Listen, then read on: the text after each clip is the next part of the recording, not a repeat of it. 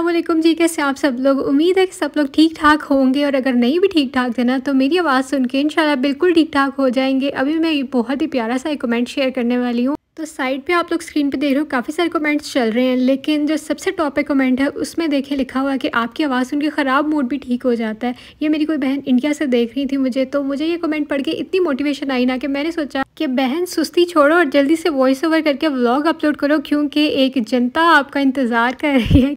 Literally I am so blessed कि आप लोग इतने अच्छे हो और इतने प्यारे कमेंट्स करते हो, इतना दिल खोल के तारीफ़ करते हो ना कि मैं खुश हो जाती हूँ और मेरा दिल करता है कि मैं फिर से वीडियो अपलोड करूँ। बेशक मेरे दिन में कुछ भी ना हो रहा हो ना, लेकिन फिर भी मैं कुछ ना कुछ रिकॉर्ड करती हूँ, क्योंकि आप लोगों को मेरी चीज़ें देखने से ज़्यादा ना मेरी बातें सुनने में, या जो मैं आप लोगों के साथ जिस तरह फ्रेंड्स की तरह या बहनों की तरह हर बात शेयर करती हूँ, तो आप लोगों को वो अच्छा लगता है जिससे आप कनेक्ट होते हो मेरे साथ। तो इसलिए मेरी कोशिश होती है कि मैं कुछ ना कुछ बना के आप लोगों के साथ शेयर करती रहूँ, ताकि मैं आप लोगों से बात कर सकूं, आप लोग मेरे साथ कनेक्टेड रहें और आप लोगों को बहुत अपनायत फ़ील होती है मेरे से। और इसी तरह आप लोगों के कमेंट्स पढ़ के मुझे आप लोगों के साथ इतनी अपनायत फ़ील होती है।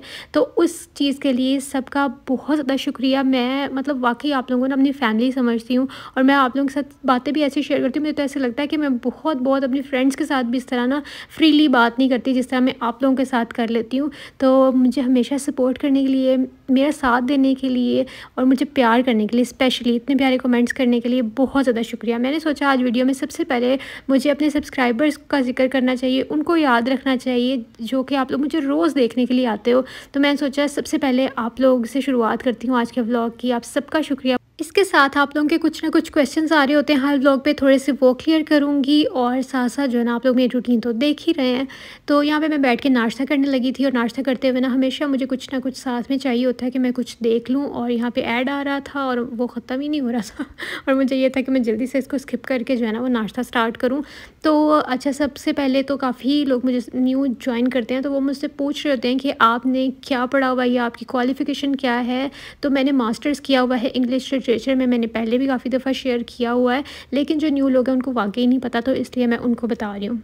और फिर नेक्स्ट क्वेश्चन ये आता है कि अगर आपने मास्टर्स किया हुआ तो आपने एमफिल क्यों नहीं किया। तो उसकी रीज़न ये है कि जैसे ही मैंने मास्टर्स कंप्लीट किया था तो फ़ौरन ही कोविड आ गया था। तो उन डेज़ में आप घर से बाहर नहीं जा रहे थे और जो भी चीज़ थी, स्टडीज़ वगैरह भी सब चीज़ें ऑनलाइन हो गई थी।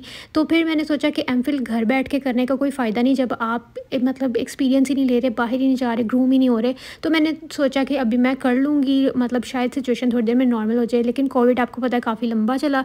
उस दौरान मैं बिल्कुल फ्री थी, तब मैंने जो है ना अपने आप को बिज़ी करने के लिए ऐसे यूट्यूब पे चैनल बना लिया और मैंने चैनल स्टार्ट कर दिया। मतलब तब मुझे, मेरा कोई माइंड नहीं था कि मुझे अर्निंग होगी या कुछ, लेकिन मेरी शुरू से एक आदत है, चाहे वो स्टडीज़ हों या मैं कोई काम कर रही हूँ या मैं कुकिंग कर रही हूँ, मतलब हर चीज़ में जो भी मैं करती हूँ ना वो मैं दिल से करती हूँ।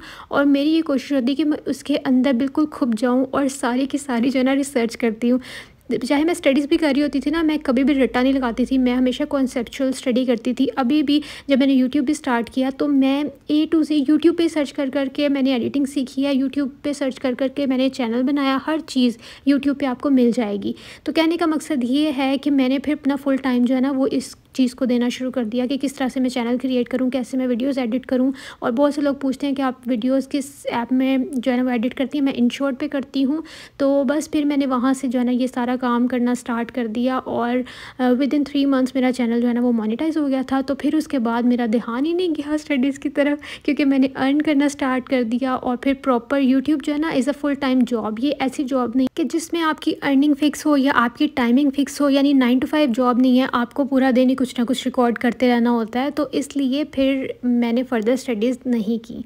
ये भी हो गया क्लियर। उसके बाद बहुत से लोग पूछते हैं आपकी एज क्या है। I am 26 years old. If you वांना believe you can believe, otherwise तुम्हारी मर्ज़ी है। क्योंकि मुझे पता है बहुत से लोग, अब क्योंकि मैं सोशल मीडिया पे हूँ ना, तो अब तक मुझे इतना तो एक्सपीरियंस हो ही गया है कि ज़रूरी नहीं है कि हर कोई आपको पसंद करे या आपकी बात जो भी आप सच्ची भी कर रहे हैं ना उसके साथ बिल्कुल अग्री करे, क्योंकि हर किसी का अपना माइंड है। मुझे पता है बहुत से लोग मुझे कहेंगे कि आप लगती नहीं हैं मुझे, क्योंकि काफ़ी ऐसे भी कमेंट्स आते हैं कि आप 26 की नहीं लगती, आप छोटी लगती हैं। और बहुत से ऐसे कमेंट्स आते हैं आपकी एज निकली जा रही है, जैसे कि पता नहीं मैं कोई 50 साल की हो गई हूँ। तो खैर मुझे इन चीज़ों से अब इतना फ़र्क नहीं पड़ता। हाँ, एक टाइम पे मैं बॉदर करती थी, क्योंकि जब आप सच बोल रहे होते हैं ना और कोई आपको झूठा कह रहा होता है तो फिर आपको तकलीफ़ होती है थोड़ी सी। लेकिन अब जो है ना मैं समझ चुकी हूँ कि यार जितने मुँह उतनी बातें, अब मुझे कोई टेंशन नहीं होती। And yes, I am going to be 27। अभी ये थोड़े दिन के बाद ही 25 अक्टूबर को मेरा बर्थडे होता है, और मुझे इसको कहने में या बताने में कोई शेम नहीं है कि मैं 27 की होने वाली हूँ। अभी मैं 26 की हूँ, लेकिन ये 10 दिन बाद 27 की हो जाऊँगी। तो मैं हमेशा ना चीज़ों को लेकर बहुत क्लियर रही हूँ, और झूठ का सहारा लेने का आप लोगों का कोई फ़ायदा ही नहीं होता। तो बहुत से लोग मुझे ये भी कहते हैं कि आप कैसे इतनी जो है ना एग्जैक्ट अपनी एज बता देती हैं, क्योंकि बहुत से लोग कह रहे होते हैं कि सोशल मीडिया पे जो लोग होते हैं ना, लड़कियां या टिकटॉक पे जो लड़कियां होती हैं, तो वो 19-20 साल से ऊपर ही नहीं होती। उनकी हर बर्थडे पे वो कहती हैं हम 20 साल के हो गए, हम 19 साल के हो गए। मुझे कोई भी शर्म नहीं है, क्योंकि मैंने हमेशा सच ही बोला है। किसी को यकीन करना है तो वो कर सकता है, किसी को नहीं करना तो उसकी मर्ज़ी। तो हाँ, ये भी हो गया क्लियर। और फिर बहुत से लोग मुझसे ये क्वेश्चन कर रहे होते हैं जो कि अभी न्यू जॉइन कर रहे हैं कि are you married? No, I am not married. और दूसरी बात फिर पूछते हैं कि अगर if you are not married तो फिर क्यों नहीं है जी, आपकी शादी क्यों नहीं हुई? तो इस क्यों का जवाब तो आई थिंक सो किसी के पास भी नहीं होता, क्योंकि हर चीज़ का एक वक्त मुकर्रर है। इंसान सिर्फ कोशिश कर सकता है, दुआ कर सकता है, इसके अलावा उसके हाथ में कुछ भी नहीं है। हर चीज़ जो है ना वो अल्लाह के हाथ में है। तो इसलिए क्यों का जवाब मेरे पास नहीं है, क्योंकि बहुत से लोग पूछ रहे होते हैं, और बहुत से लोग कह भी रहे होते हैं कर भी लो, अब कर भी लो। अब मैं कैसे कर लूँ मुझे बताओ। खैर, मैं मजाक कर रही थी, और मैंने यही आप लोगों को कहना था कि हर चीज़ का ना एक टाइम होता है, और टाइम के मुताबिक हर चीज़ हो जाती है। तो काली नहीं मचानी चाहिए। मैं आप लोगों को भी यही सजेस्ट करूँगी कि टेक योर टाइम। जो भी इस तरह के डिसीजंस होते हैं शादी से रिलेटेड, आपकी पूरी ज़िंदगी का मामला होता है, तो टेक योर टाइम, उसके बाद आप ना डिसाइड करें। तो खैर, बस मैं आप लोगों को इस क्यों का जवाब भी जो है ना वो कुछ देर में दे दूँगी। फ़िलहाल मैं आप लोगों को यही कहना चाहूँगी कि आप लोग भी जो है ना वो टेंशन ना लिया करें, और अपने अलावा भी मैं दूसरों के बारे में भी यही कहूँगी कि do not ask personal questions. मैं तो पब्लिक में हूँ ना, अपनी बात नहीं कर रही, मतलब वैसे भी, क्योंकि मुझे बहुत से कमेंट्स आ रहे होते हैं कि कुछ लोगों की शादी नहीं हो रही होती, तो उनकी मतलब 30+ हो जाते हैं लोग, तो बहुत से लोग क्वेश्चंस पूछना शुरू कर देते हैं और डिफरेंट तरह की बातें कर रहे होते हैं। आपको नहीं पता होता कि वो बंदा पहले से कितना सफ़र कर रहा है, और आप उससे मज़ीद इस तरह के क्वेश्चंस पूछ के उसको मतलब डिप्रेशन में डाल रहे होते हो। और फिर कुछ लोगों की शादी हुई होती है, तो आप लोगों ने पूछ रहे हो, तो इतना पर्सनल क्वेश्चन जो कि मैं कहती हूँ कि कभी किसी घर वाले को भी नहीं पूछना चाहिए। वो बाहर के लोग जब पूछ रहे होते हैं कि आपकी औलाद नहीं है, तो देखें, आप चाहे उस इंटेंशन से नहीं पूछ रहे, लेकिन अगर किसी इंसान के पास उस चीज़ की कमी होती है ना, तो उसको वो बात बहुत चुभ जाती है, क्योंकि उसको लगता है कि मेरे ऊपर पर्सनल अटैक हो रहा है, या फिर अगर मेरे अंदर कोई कमी है ना, तो उसको हाईलाइट करके मुझे बताया जा रहा है। तो इसलिए मैं आप लोगों को यही कहूँगी कि पर्सनल क्वेश्चन जो है ना वो ना पूछा करें। नेक्स्ट क्वेश्चन ये आता है जो कि बहुत लोगों को क्यूरियोसिटी है कि आप इतना अर्न करती हैं कि आपने इतना अच्छा घर बनाया हुआ है। तो ये घर मैंने नहीं बनाया हुआ, फॉर योर काइंड इन्फॉर्मेशन। ये घर मेरे अब्बू का है, मेरे भाई का है, मेरे घर वालों का। ये घर मेरा नहीं है, मतलब मैंने यूट्यूब की कमाई से नहीं इसको बनाया। यूट्यूब से जो पैसा आता है वो मेरे पास होता है, वो चाहे मैं लगाऊं या सेव करूं, वो मेरी मर्ज़ी है। ऐसा जो है ना कुछ भी नहीं है कि मैं घर के खर्चे चला रही हूँ, अल्लाह माफ़ करे। ना कभी ऐसी नौबत आए, ना मुझे कभी करना पड़े, और ना ऐसी कोई बात है।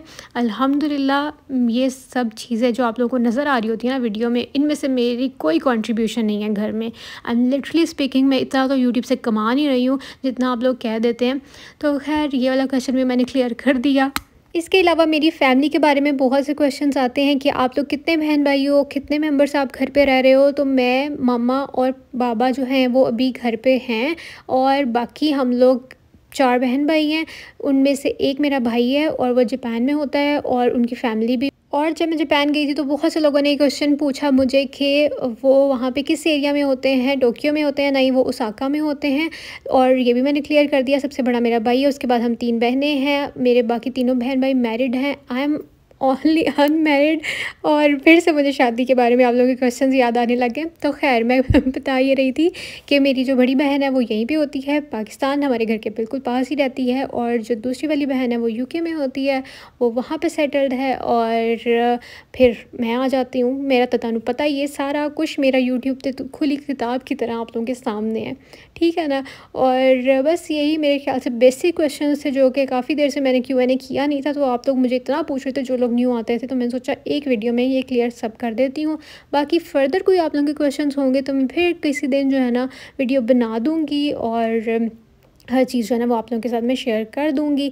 और यहाँ पे मैं कुछ आप लोगों को एक्सेसरीज़ दिखा रही थी जो कि मैंने ऑर्डर की थी। Honey I am home accessories, इनका कोई इंस्टाग्राम पेज नहीं, मेरे ख्याल से इनकी वेबसाइट ही है, वहाँ से मैंने इसको जो है ना सब चीज़ों को ऑर्डर किया था। तो क्योंकि जब मैं पहनती हूँ ना accessories, I love to wear accessories, तो आप लोग मुझे बहुत सारा पूछते हो कि ये चीज़ कहाँ गई, वो चीज़ कहाँ गई। तो अब जो भी चीज़ आती है ना मैं ऑर्डर करती हूँ, तो मेरी कोशिश होती है मैं वीडियो में साथ साथ ही आप लोगों को दिखा दूँ, क्योंकि वरना मैं भूल जाती हूँ अगर मैं नहीं दिखाऊंगी वीडियो में, और फिर उसके बाद मुझे खुद भी पेजेस भूल जाते हैं। तो इसलिए मैंने आप लोगों को साथ ही दिखा दिया है। आई होप कि आप लोगों को मेरी आज की वीडियो भी पसंद आई होगी, और मैंने आप लोगों की काफ़ी सारी जो है ना क्वेश्चन उनके आंसर भी कर दिए होंगे। और फिर मैंने ना कुछ दिन पहले वीडियो में ये पहनी हुई थी ब्रेसलेट्स बीडेड, तो बहुत से लोग कह रहे थे कि ये कहाँ से ऑर्डर की है। मैंने दराज से ऑर्डर की। इसमें से जो है ना एक थोड़ी सी लूज़ है, यानी उन्होंने 2 भेजी हैं, और मेरे ख्याल से 250 या 300 की थी ये विद डिलीवरी, और बहुत ही मुझे रीज़नेबल मिली हैं। तो आई होप कि आप लोगों के क्वेश्चन क्लियर हो गए होंगे। अल्लाह हाफ़िज़, अपना ख्याल रखिएगा, बाय बाय।